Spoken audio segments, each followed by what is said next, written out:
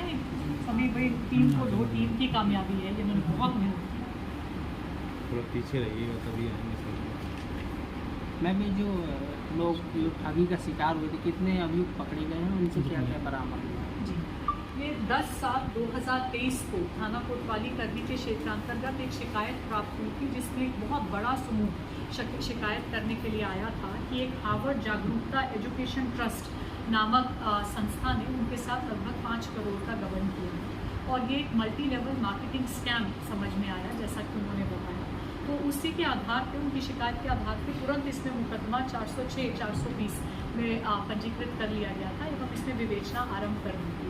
तो इसमें जो गैंग का मोडस ऑपरेंडी था वो ये था, वो एक एजुकेशनल ट्रस्ट नाम से नाम बता के अपना चला रहे थे और उन्होंने अपनी 2 शाखाएं खोली हुई थी, एक अनामपुर में और एक कस्बा मऊ में, और ये नवंबर 2022 से यहाँ पे काम कर रहे थे और ये लोगों को विभिन्न पदों पर नौकरी देने, जैसे कि home tutor, field coordinator, computer teacher, green plant manager, इस प्रकार से प्रलोभन देते थे कि पहले आप इतना पैसा कि 5,000 या 10,000, अलग अलग पद के अनुसार अलग अलग रेट था कि आप हमारे साथ इस पद पे नियुक्त हो जाइए, इतना पैसा आपको डिपॉजिट करना पड़ेगा, उसके बाद आपको काम करने के लिए मासिक 800 रुपये, 1,000 रुपये इस तरह से मिलेगा।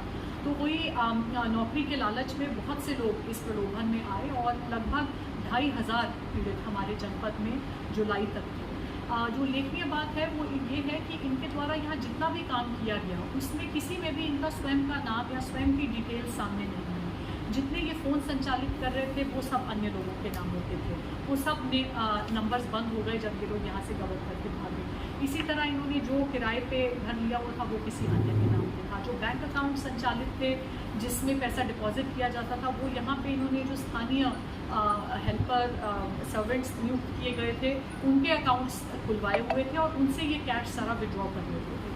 तो इसमें एक बहुत बड़ा चैलेंज ये था कि कुछ भी ये सुराग अपने पीछे छोड़ के नहीं गए थे, जिससे कि ऐसा प्रतीत हो रहा था कि एक पेशेवर गैंग है जिन्होंने पूरी प्लानिंग से इस प्रकार का गबन किया है। और इसमें अधिकतम जो पीड़ित थी वो महिलाएं थी और ग्रामीण महिलाएं थी जो बार बार पुलिस के पास आ रही थी। तो इसमें विवेचना जो है वो inspector MP Tripathi crime branch से उनको सुपुर्द की गई थी एवं SOG प्रभारी सर्वेलेंस प्रभारी इंस्पेक्टर श्याम पटेल द्वारा भी इसमें बहुत सहयोग किया गया था।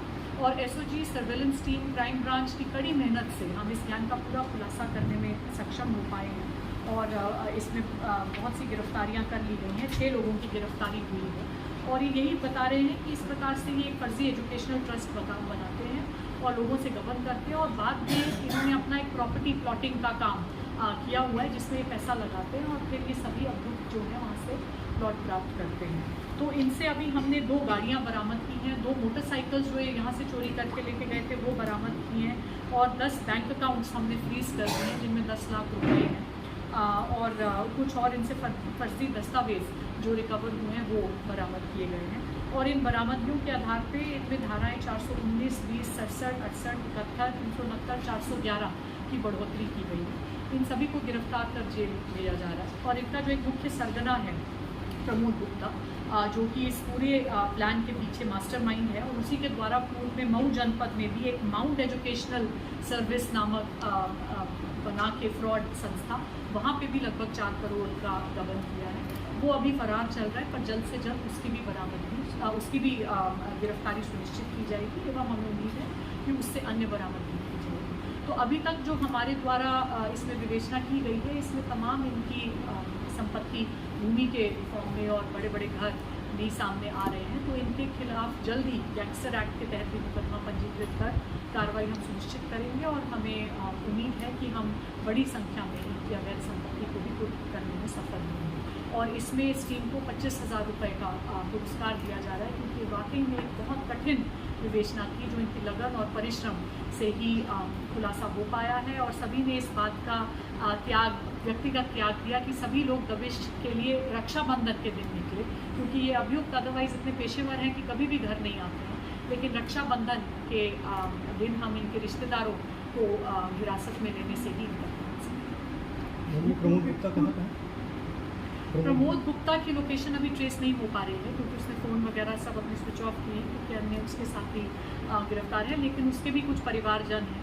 तो जल्द ही अगर वो नहीं अभी मिलेगा तो परिवारजनों को हिरासत में लिया जाएगा। हमें उम्मीद है कि उनसे पूछताछ करने से हम उस तक पहुँच सकेंगे। कुल कैश कितना बरामद हुआ और कुल संख्या कितनी?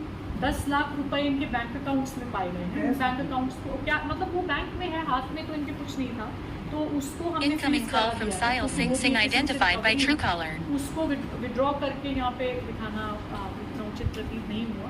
और इसमें लगभग 2,500 पीड़ित हैं जनपद चित्रकूट।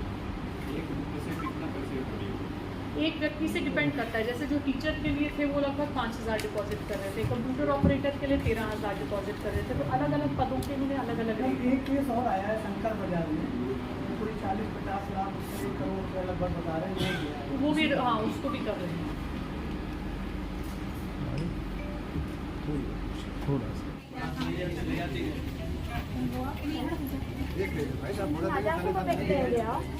चोरों को यही चोर है सर। अरे ऊपर को बना जा का ये पी के अरे तुम पीछे तो चलो। वारन से